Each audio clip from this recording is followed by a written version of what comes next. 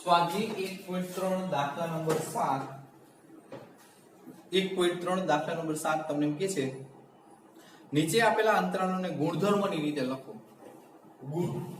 ગુણધર્મની રીતે આ અંતરાલ છે 4 4 એટલે ગુણધર્મની રીતે લખવાના છે.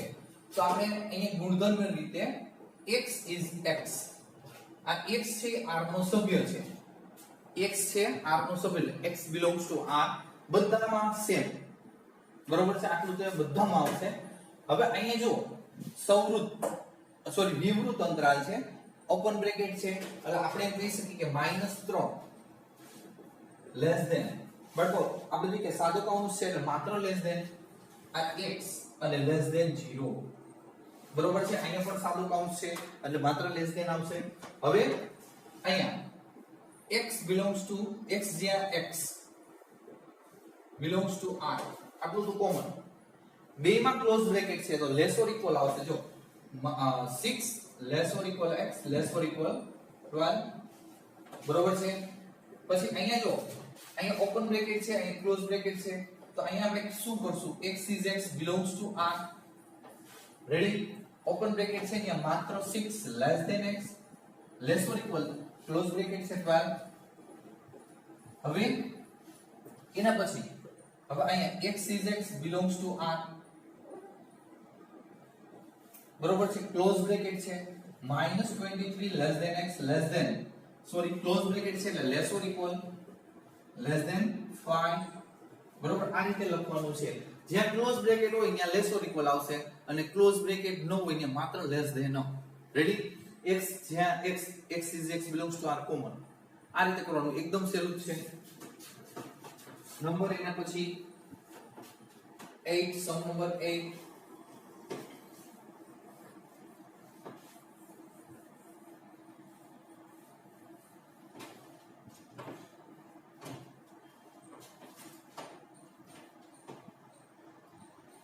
બાળકો વર્ણન વાળું છે એમાં કાંઈ નથી એકદમ સહેલું છે. જો નીચેના વિધાનો માટે કયા ગણને સાર્વત્રિક ગણ તરીકે પસંદ કરી શકાય, કયા ગણને સાર્વત્રિક ગણ તરીકે લઈ શકાય. હવે એમાં એવું છે પેલું આપ્યું છે કોટિકોણ કાટકોણ ત્રિકોણ અને ત્રિકોણનો ગણ.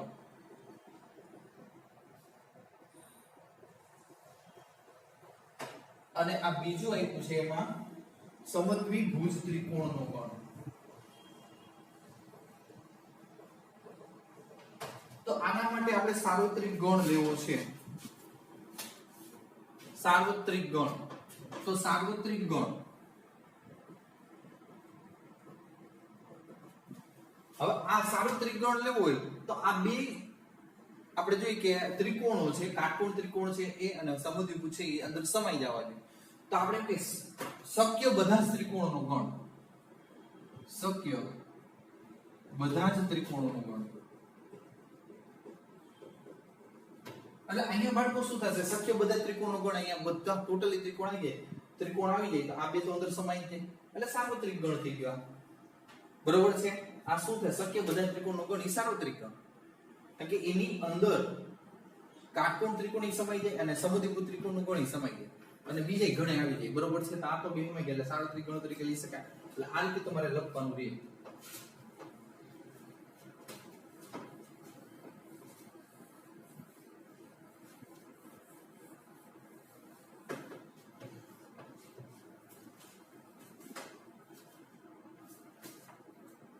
Number 9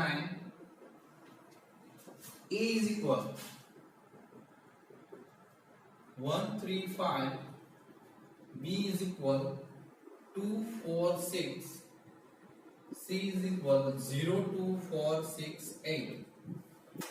આપેલ ગણ છે આ ત્રણ ગણ ABC માટે નીચેનામાંથી કયા ગણને સાર્વત્રિક ગણ તરીકે લઈ શકાય. આ ત્રણેય ગણ છે એનો સાર્વત્રિક ગણ કોણ બને ઈ તમારે કહેવાનું છે. સાર્વત્રિક ગણ તો આ ત્રણેય સમાઈ જતા હોય ને ઈ સાર્વત્રિક ગણ. જે ગણમાં ત્રણેય સમાઈ જાય ઈ સાર્વત્રિક ગણ. તો એમાં ચારેયમાં તમે ચેક કરશો એટલે ત્રીજા નંબરનું આવશે. ત્રીજા નંબરનું છે એ સાર્વત્રિક ગણ તરીકે ત્રીજા નંબરનું છે એ જુઓ તો એ નહીં આવે. 0 1 2 3 તો આપણે જોઈએ કે 0 1 2 3 4 5 6 આવી જાય છે હવે આમાં ત્રીજામાં 5 નથી આવતો, બરોબર છે. પછી 1 2 3 4 5 1 2 3 4 5 6 7 8, બરોબર છે. તો આ અંદર સમાય છે, બરોબર છે. ઈમાં પણ બીજા નંબરનું છે 5, બરોબર છે, એ અંદર સમાતું નથી. પછી 1 2 3 4 5 6 ઈ સમાઈ જાય છે. એટલે આપણે જોઈએ કે ચાર માંથી એકેયને આપણે સાર્વત્રિક ગણ તરીકે લઈ શકીએ નહીં. હવે આપણે જોઈએ કે આ ગણમાંથી કોઈ પણ ને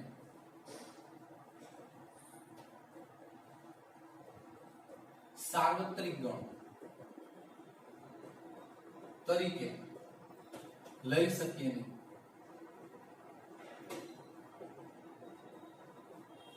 આપણે જોઈએ કે આ ગણને કોઈ પણ ગણ તરીકે સાર્વત્રિક ગણ તરીકે લઈ શકીએ નહીં.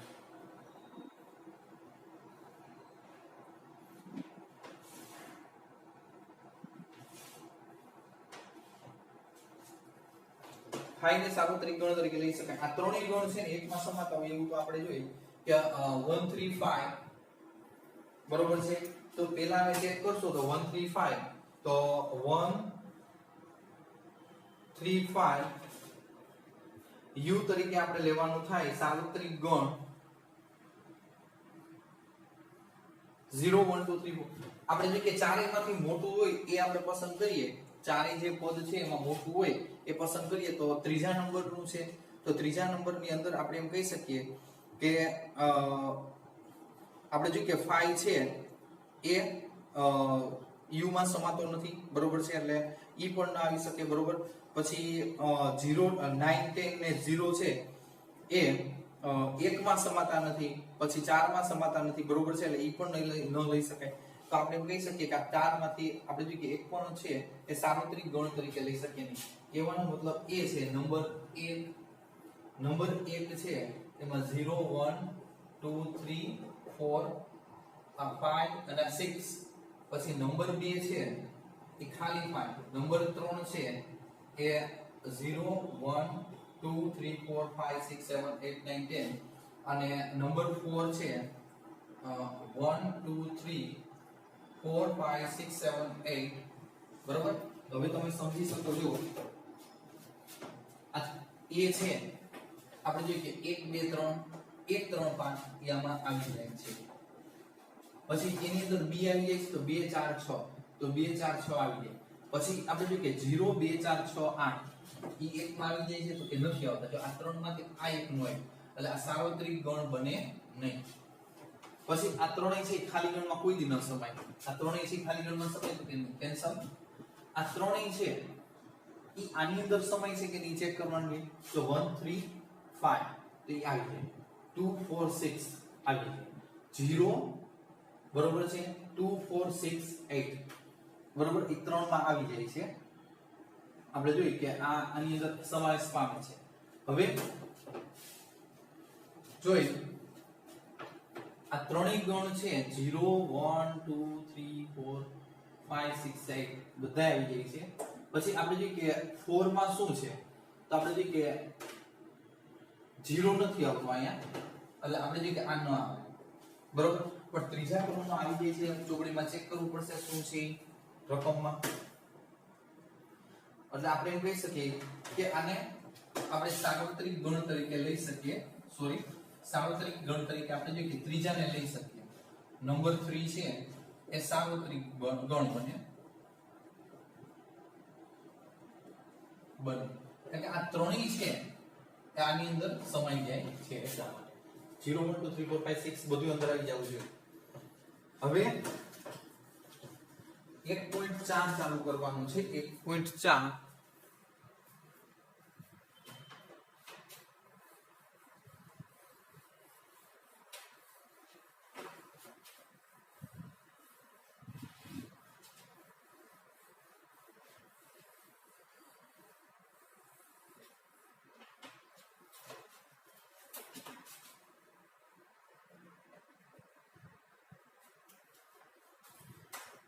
હવે 1.4 માં એમ કહે છે કે નીચેનાની જોડીઓના ગણનો યોગ ગણ લખો. યોગ ગણ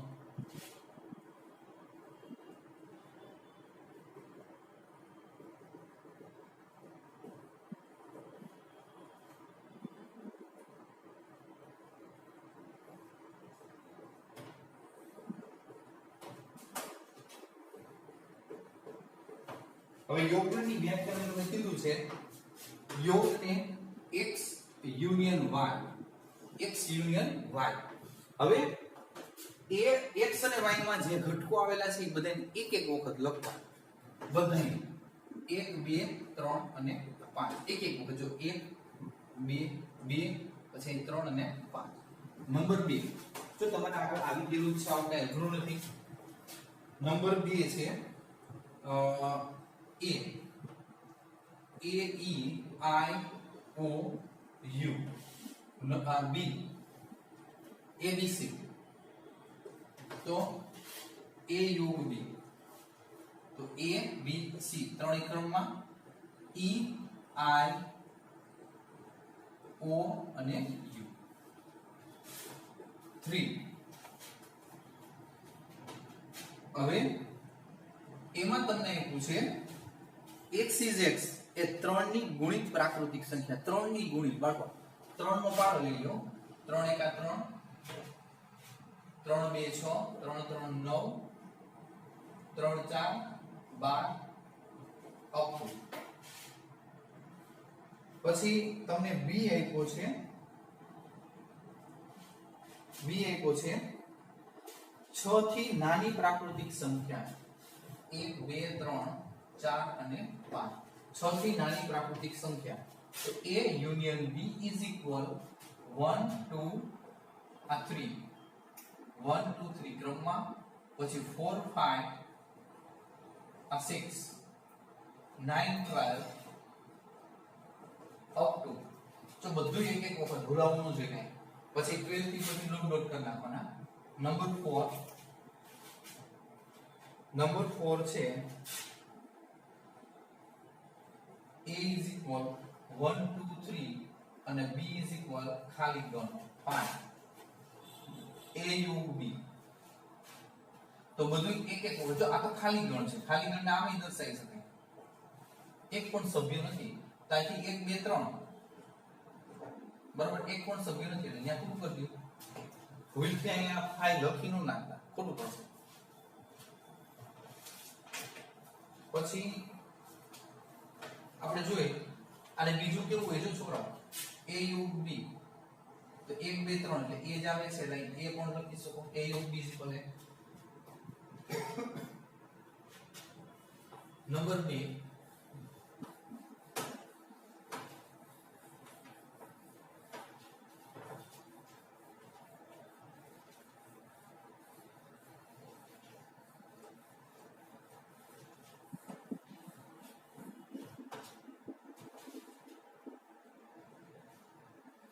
A is equal